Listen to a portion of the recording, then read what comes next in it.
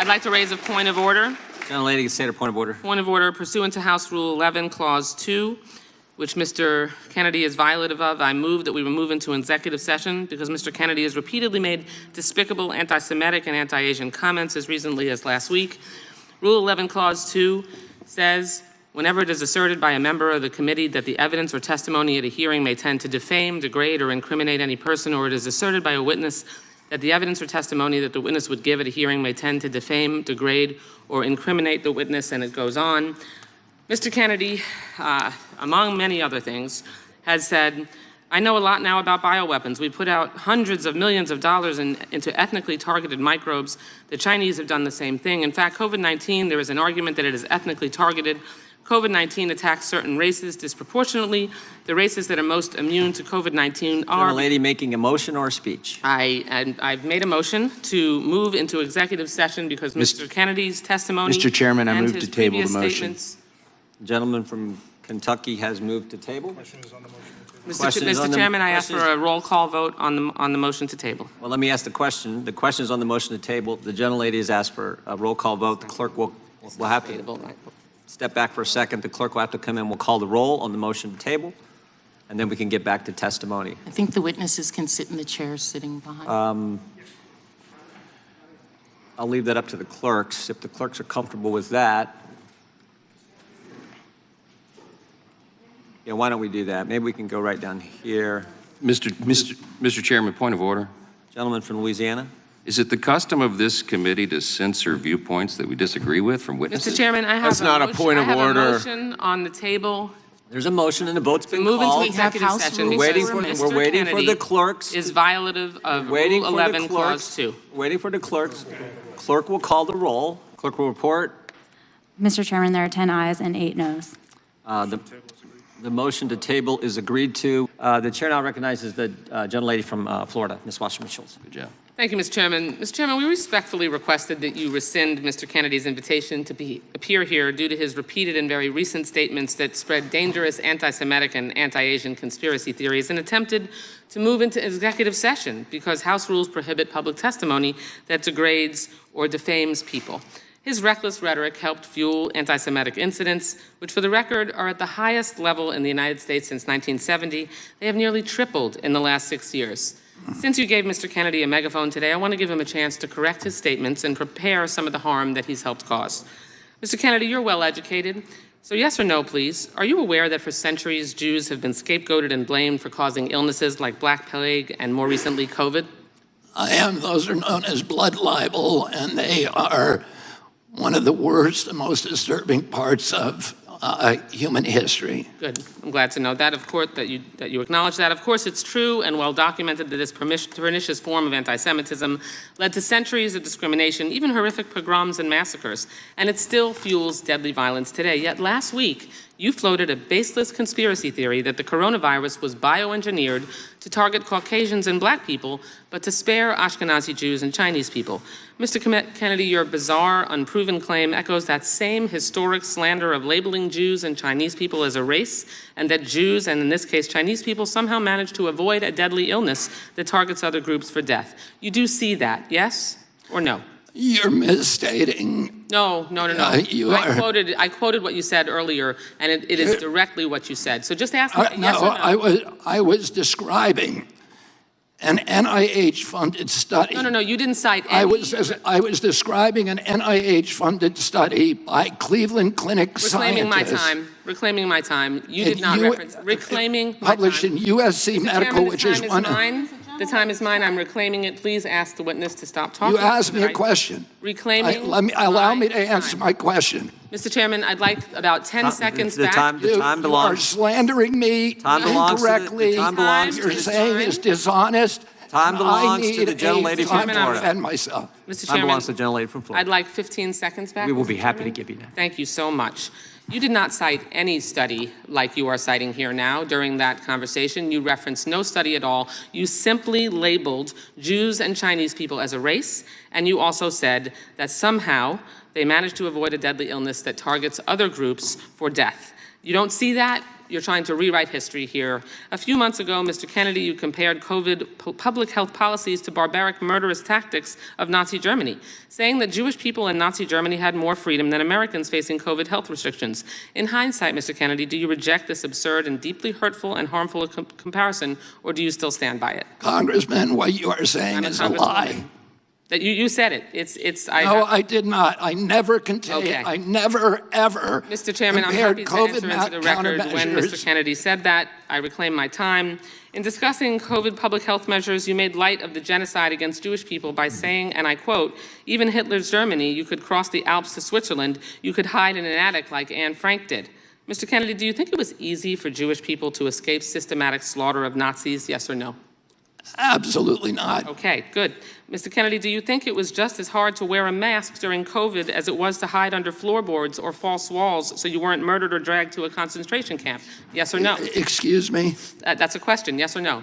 I didn't hear your question. Okay. I said, do you think it was just as hard to wear a mask during COVID as it was to hide under floorboards or false walls so you weren't murdered or dragged to a concentration camp? Of course not. That's ridiculous. But that's a comparison that you made. I did Mr. not Kennedy, make that comparison. Were the measures taken to contain the spread and fatalities related to COVID in any way at all comparable to the murder of 6 million Jews, yes or no? Absolutely not. Okay.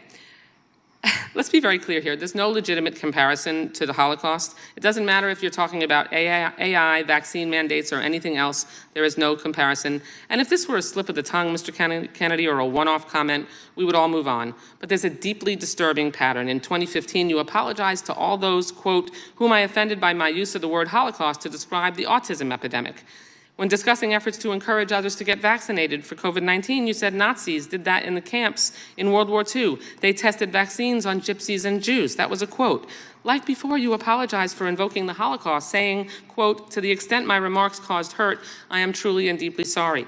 These are not real statements of contrition or remorse. They are passive-aggressive non-apologies that blame the listener for reacting to the lie you just spread.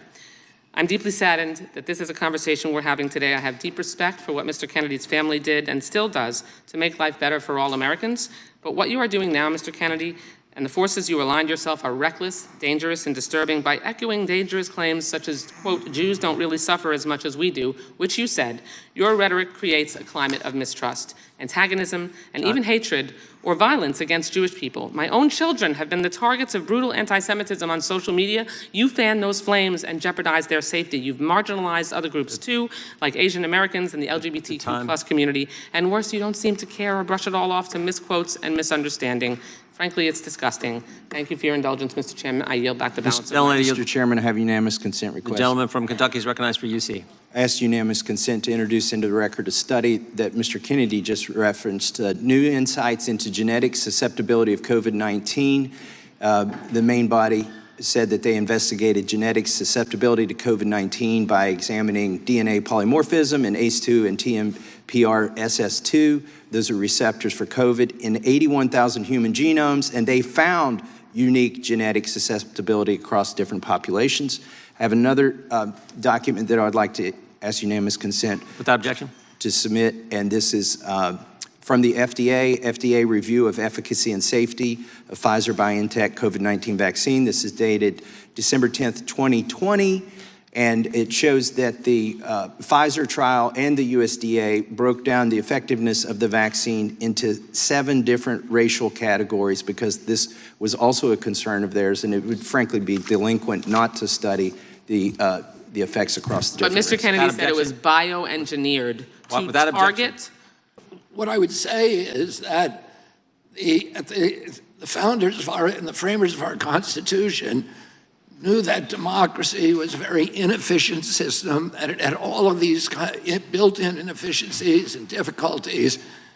They said that they felt that it would give us the one thing that would give us an advantage over totalitarian systems was this capacity for the free flow of information and a complete lack of control of debate, so that ideas that would eventually mature into policies would be annealed in a furnace of debate and then rise through the marketplace of ideas rather than being dictated from above. And that's what would give the energy, the vibrancy, the vigor to democracy. When they invented this democracy, we were the first one in the modern era in 1780. By 1865, 5 other nations had imitated us. Today, it's 190 nations based upon our system. We are supposed to be the exemplary democracy, and the corner foundation stone of our system is freedom of speech. All of the other freedoms depend on it. If we lose that, not only do we lose our democracy in this country, but the entire world loses us as an example. Exactly. I couldn't have said it better. Now I recognize the gentleman from Kentucky. Mr. Chairman, I have a unanimous consent request. Gentleman, state a request. Ask for unanimous consent to enter the record an article by the New York Times on July the 20th, 2023. New York Post published Hunter Biden report amid newsroom doubts. Ask for unanimous consent. Without objection. Thank you. Some things amaze me. The gentleman from Kentucky is recognized, and this will be our last line of questioning. One of the immutable and undeniable tenets of immunology is natural immunity. But for 2 years, it was denied. It wasn't even just denied, it was censored.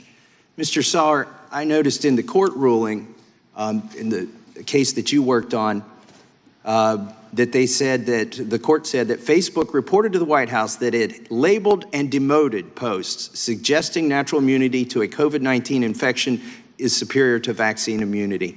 Is that true? Was that kind of censorship going on? Yes, that kind of censorship was going on, and there were direct communications between the platforms and federal officials about natural immunity specifically that I think you've correctly quoted. And thanks to the Twitter files, we found out that the former FDA director who was on the board of Pfizer, Dr. Scott Gottlieb, wrote on August 27th, 2021 to Twitter executive Todd O'Boyle, who, by the way, was kind of one of the go-to people for the White House also to coordinate with when they wanted something suppressed, requested Twitter take action against a post about natural immunity. You know what's amazing to me is Scott Gottlieb, who works for Pfizer, who's a former FDA director, went to Twitter the day I got censored on natural immunity, my post, a congressional post. Now, the other side said, well, your tweet's still up, your post is still up. What do you mean you're getting censored? What they did is they labeled it and they denied anybody's ability to actually comment on it, and they deboosted it. So I simply said natural immunity is better than vaccine immunity. We had studies showing that.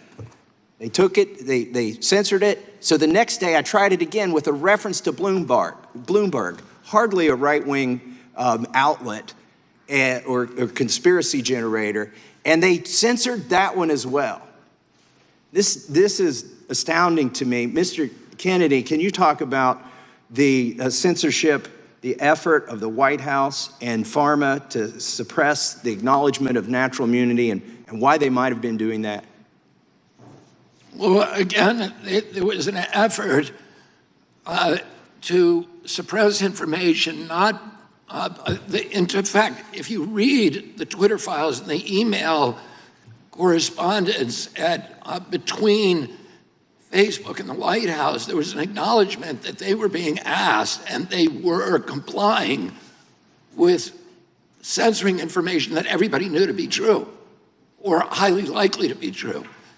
The purpose, and in fact, the term misinformation did not denote falsehood or veracity. Rather, it was a euphemism for any information that departed from government orthodoxies. And it is very dangerous. And, you know, the congressman a minute ago said 1 million people have died because of misinformation about vaccines in this country. But in fact, our country had had one of the highest vaccination rates in the world and the worst health outcomes. We have 4.2% of the global population. We had 16% of the COVID deaths. Blacks in Haiti with a 1% vaccination rate were dying at a rate of 15 per million population. And same in Nigeria, had a 1.3 vaccination rate. They were dying at 1 in 14 per million population. 14 per million population. In our country, blacks were dying at 3,000 per million population, 200 times the death rates in other countries. And this holds throughout the world. We needed information. We should have all been sharing information openly and talking to the 15 million doctors through the internet who are treating patients on the front line all over the world and channeling the best therapies, the most successful treatments, so that we can all figure it out. This is not a time in a pandemic I'll just say this one thing. Trusting the experts is not a function of science. It's not a function of democracy. It's a function of religion and totalitarianism, and it does not make for a healthier population. Let me ask you this. You referenced your father and your uncle and the party that they were in. What has happened to your party with respect to the First Amendment? Would they recognize the position now? I think, listen, I'm a Democrat, and I believe in if you went through a checklist of all of the things that my father believed in, that he fought for, that my uncle believed in and fought for, I would check every box. I feel my party has departed from some of those core values, and one of the reasons that I want to run for president is to reclaim my party for those. But it's got to, listen, this is not a partisan issue. The First Amendment, it just seems crazy to me that anybody thinks that it's okay to censor, and there's a lot of information that I don't like. There's hateful information, but as the chairman was saying, in 1977, the ACLU went out and supported Nazis who were walking through a Jewish neighborhood in Skokie, Illinois. And they said, that's important. We hate what they're saying. We're repulsed by it. But we cannot survive as a democracy if we are not ready to die for the right for even people who are appalling to speak. The democracy won't work. Unfortunately, there's no other way to control it but through the First Amendment and free speech. Amen, and thank you for those comments. Time the gentleman has expired. I want to thank our witnesses for being here today. We appreciate the work you're doing to defend the First Amendment, and thank you for just very compelling answers and compelling testimony and the work you've done and how important this is for the country. I mean, if we don't have a First Amendment, it's just, I'm frightened by where we go. May I, Mr. Chairman? You may not, you may not. I just Mr. want to Chair, respond. Mr. Chair, I don't your time think- is out, we're done. I haven't adjourned the hearing, and I don't think you're the chairman. Mr. Chair, Mr. Chair, Chairman's discretion. I We're gonna know let it's Mr. your Kennedy- discretion, We're going but to let Mr. Kennedy. he has had so much additional time. Well, I think everyone's had Why? additional time. No, and we're gonna why? get- Why are you doing that specifically for him? Because I we just don't. want to opposed to other explain people. I'm sure the witness. super PAC. I'm sure the On Democratic other witness will be places. as short as he possibly can. No. Are you going to allow our witness to just give another piece? No, of- let him address I the wanna defamatory acknowledge- comment that was made Address- about him that's untrue. That was not defamatory. That is a legal definition that was not met. I want to acknowledge it my- information about the super PAC that you mentioned. Go ahead. I've just been told that super PAC is connected to somebody that we have a connection to. It's not a super PAC that I've endorsed, and it's not one, as I said, that I've ever heard of. Thank the gentleman.